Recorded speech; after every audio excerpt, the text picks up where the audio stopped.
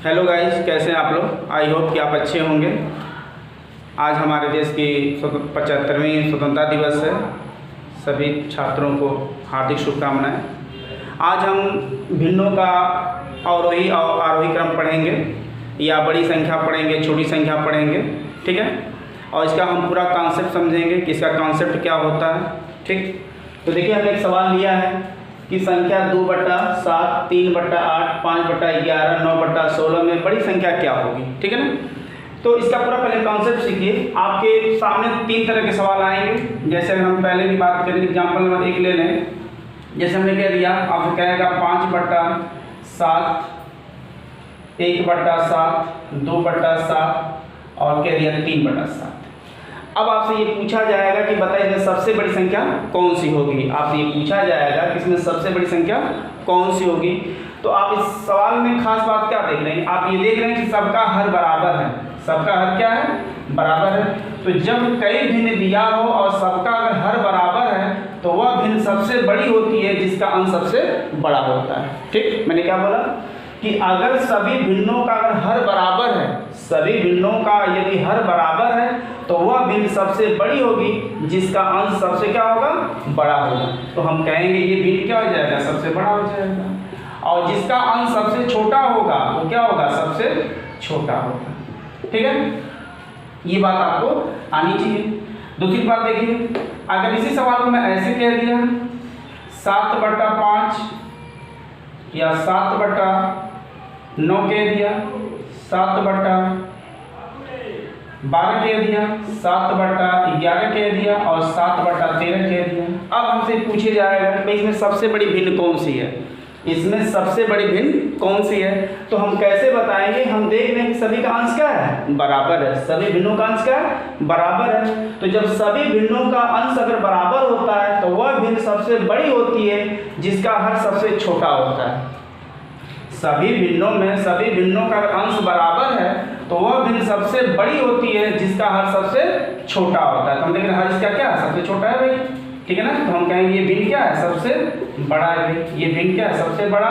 और सबसे छोटे की बात करेगा तो हम देखेंगे इसका हर सबसे बड़ा है तो हम कहेंगे ये क्या है? सबसे छोटा है। ये क्या होगा? सबसे छोटा होगा। तो ये बात आप याद रखिए कि यदि कई भिन्नों का अगर अंश बराबर है, ठीक है, तो वह सभी भिन्नों का अगर अंश बराबर है तो वह भिन्न सबसे बड़ी होगी जिसका हर सबसे छोटा होगा, और वह भिन्न सबसे छोटी होगी, वह भिन्न सबसे छोटी होगी जिसका हर क्या होगा? सबसे बड़ा होगा, ठीक है। ये याद रखना भी। और तीसरा ऐसे देगा, अगर एग्जाम्पल 3 की बात करें तो जैसे हमने कह दिया 2/5, 3/7, 4 ये ले लिया, और ये मैंने कह दिया, ये ऐसे ले लीजिए। मैंने कह दिया 11/13, 5/7, 9/11 और हमने ले लिया 11/13, ठीक है। अब आपसे ये पूछा जाएगा कि बताइए इसमें सबसे बड़ी भिन्न कौन सी है। तो आपने इस सवाल में क्या देखा कि भाई ना हर बराबर है और ना ही अंश बराबर है, ना हर बराबर है ना ही अंश बराबर है। तब ऐसे कंडीशन में हम कैसे बताएंगे कौन सी भिन्न सबसे बड़ी है। तो ध्यान दीजिए, आपको ये देखना है इसके बाद कि क्या अंश और हर में बराबर का डिफरेंस है क्या? अंश और हर में बराबर का डिफरेंस है क्या? जी है। देखिए 11 और 13 में कितने का डिफरेंस है? 2 का। 5 और 7 में कितने का डिफरेंस है? 2 का। 9 और 11 कितने का डिफरेंस है? 2 का। और 11 और 13 कितने का डिफरेंस है? 2 का। तो अगर अंश और हर में अगर बराबर का डिफरेंस अगर है तो वह भिन्न सबसे बड़ी होगी जिसका अंश क्या होगा? सबसे बड़ा होगा। वह भिन्न सबसे बड़ी होगी जिसका अंश क्या होगा? सबसे बड़ा होगा, ठीक है। तो इस बात का ये ध्यान देना है। तो हम ये कहेंगे कि इसमें सबसे बड़ी भिन्न क्या हो जाएगी? तो हम कहेंगे सबसे बड़ा अंक कौन सा है? वह भिन्न सबसे बड़ी होगी जिसका अंश सबसे बड़ा होगा। देखिए सॉरी, यहाँ मैंने एक ही संख्या 2 बार लिख दिया है। मान लेते हैं कि ये 12 या हम कह रहे इसको 13/15 कह दिया, ठीक है। 13/15 कह दिया। तो अब हमें पूछे जाएगा कि इनमें सबसे बड़ी संख्या कौन सी होगी, तो हम देखेंगे अंश में सबसे बड़ी संख्या कौन सी, पता चला 13/15 है, तो हम कहेंगे भिन्न क्या हो जाएगी, सबसे बड़ा हो जाएगा। ये भिन्न क्या होगा, सबसे बड़ा, और ये भिन्न क्या होगा, अगर छोटे की बात करेगा तो देखेंगे अंश में कौन छोटा है, कि भाई क्या 5 क्या सबसे छोटा है, तो हम कहेंगे भिन्न क्या होगा, सबसे छोटा होगा। ठीक है, ये सबसे बेस्ट तरीका है और इसमें बहुत ज़्यादा सवाल आते हैं। ठीक है ना, तो आपको ये देखना है कि अगर अंश और हर में बराबर का डिफरेंस है तो वह भिन्न सबसे बड़ी होती है जिसका अंश सबसे बड़ा होता है। ठीक है, 3 बातें आपने सीखा। क्या सीखा, पहली बात याद रखिए कि यदि कई भिन्नों का अगर अंश बराबर है तो वह भिन्न सबसे बड़ी होगी जिसका हर सबसे छोटा होगा। ठीक है, और जिसका हर सबसे बड़ा होगा वो भिन्न क्या होगी, सबसे छोटी होगी। दूसरा नियम ये बताया कि भाई अगर कई भिन्न दिए गए हैं और सभी का अगर हर बराबर है, ठीक है, अगर हर बराबर है तो वह भिन्न सबसे बड़ी होगी जिसका अंश सबसे बड़ा होगा, और वह भिन्न सबसे छोटी होगी जिसका अंश सबसे छोटा होगा। ठीक है, आपने 3 बातें समझा भाई। अगली बात देखिए, तो अब ये यहाँ पे सवाल, अगर हम इस सवाल को ध्यान से देखें तो हम देख रहे हैं कि भाई नहीं अंश बराबर है, पहला नियम फेल हो गया, ना ही हर बराबर है, ये भी नियम फेल हो गया। क्या बराबर का डिफरेंस है, क्या 5 का है, यहाँ पर भी 5 का है, यहाँ पे क्या 6 का हो गया, और यहाँ पे क्या 7 का हो गया, यहाँ तो बराबर का डिफरेंस है नहीं भाई। तो जब ये बराबर का डिफरेंस नहीं होता तब कैसे लगाते, ये चौथा कॉन्सेप्ट है। बात समझे नहीं समझे भाई, हमने ये बताया कि अगर कई भिन्न दिए गए हैं तो अंश बराबर हो जाएगा, फिर कभी हर बराबर देगा, कभी अंश और हर में बराबर का डिफरेंस देगा, और कभी क्या करेगा, ना अंश बराबर होगा, ना हर बराबर होगा, ना अंश और हर में डिफरेंस बराबर होगा। तो अगर ऐसा सवाल आएगा तो कैसे लगाएंगे, इस बात को समझेंगे। तो जब भी आपके सामने इस तरह का सवाल अगर आए तो सवाल लगाने का तरीका ये है कि 2/7, 3/8, 5/11 और 9/16 ये दिया गया है। तो अगर ये बताना है कि सबसे बड़ा भिन्न कौन सा है तो इसका तरीका ये होता है कि आप इसमें भाग देंगे, इसका इसमें भाग देंगे, इसका इसमें भाग देंगे, इसका इसमें भाग देंगे, और ये देखेंगे कि भाई कौन संख्या बड़ा आ रहा है वही आपका बड़ा हो जाएगा, जो छोटा आएगा छोटा होगा भाई। तो क्या हो जाएगा, उसमें टाइम टेकन हो जाएगा, समय बहुत ज़्यादा लग जाएगा। जब भी आपको सवाल अगर ऐसे आए तो बड़ा कैसे पकड़ेंगे, आप देखेंगे कितने का डिफरेंस है, अंश और हर में कितने का डिफरेंस है, पता चला 5 का है, 5 का भाग अंश में दे दीजिए तो कितना हो जाएगा, 5 चौके 20 हो गया। कितने का डिफरेंस है, 5 का है तो 5 छक्के 30। कितने का डिफरेंस है, 6 का, तो भाई 5 में अगर 6 का भाग देंगे तो 6/48, और इसका भाग कितने का अंतर है, 7 का, तो 7 से भाग दीजिए कितना हो जाएगा, 7 कम में 7, भाई डिफरेंस कितने का है, 7 ही का है ना, तो 7 से भाग 7 कम में 7 क्या बचेगा, 2, 7 गुना के 14 या। तो भाई देखिए एकदम साफ साफ दिखाई दे रहा है कि ये संख्या क्या है, सबसे बड़ी है, तो हम कहेंगे ये भिन्न सबसे बड़ा है। मुझसे पूछा जाए कि सबसे छोटा कौन है तो मैं कह दूंगा ये सबसे छोटा है।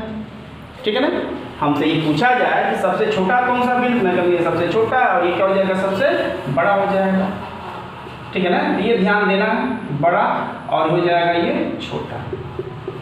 बोलो भाई, तो भाई इसी को देख के आप बता देना भाई, हम ये कहेंगे 40 पैसा, ये 60 पैसा, ये 80 पैसा, 1 रुपया 20 पैसा, तो इसमें सबसे बड़ा कौन है, यही है।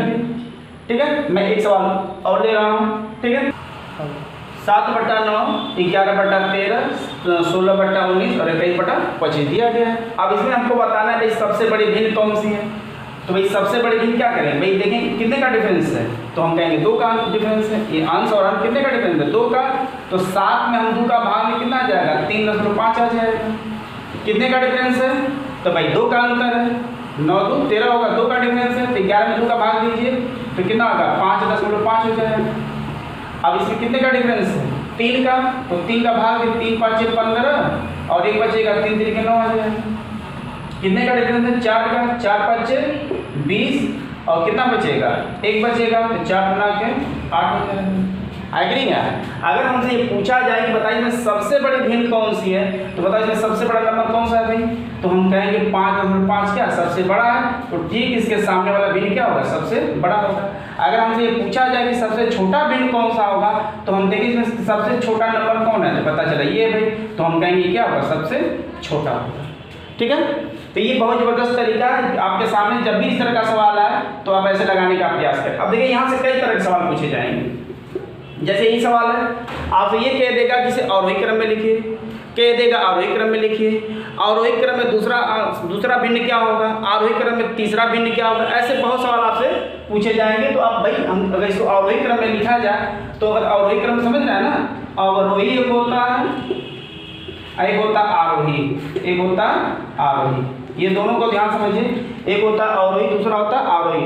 अवरोही का मतलब होता है बड़ा से छोटा, आरोही का मतलब होता है बड़ा से छोटा से बड़ा, ये होता है छोटा से बड़ा होता है। तो अब बताइए भाई, अगर हम आरोही करें तो पहले बड़ा लिखेंगे, तो सबसे बड़ा कौन है, 11/13। इससे छोटा कौन है, तो हम ये कहेंगे ये 16/19 कहेंगे। इससे छोटा कौन है, तो हम कहेंगे भाई 21/25 है। इससे छोटा कौन होगा, तो 7/9 होगा। ये हमने लिख दिया। अब यही कहते हैं आरोही क्रम में, तो इसी का उल्टा लिख देंगे, 7/9 लेस 21/25 लेस 16/19 और लेस 11/13। ठीक है ना। तो अब यहाँ से पूछा जाएगा कि अवरोही क्रम में सजाने पर दूसरा भिन्न क्या होगा, तीसरा भिन्न क्या होगा, मध्य वाली क्या होगा। अगर 5 संख्या दे देगा, 5 भिन्न दे देगा तो मध्य वाली पूछेगा। ठीक है ना।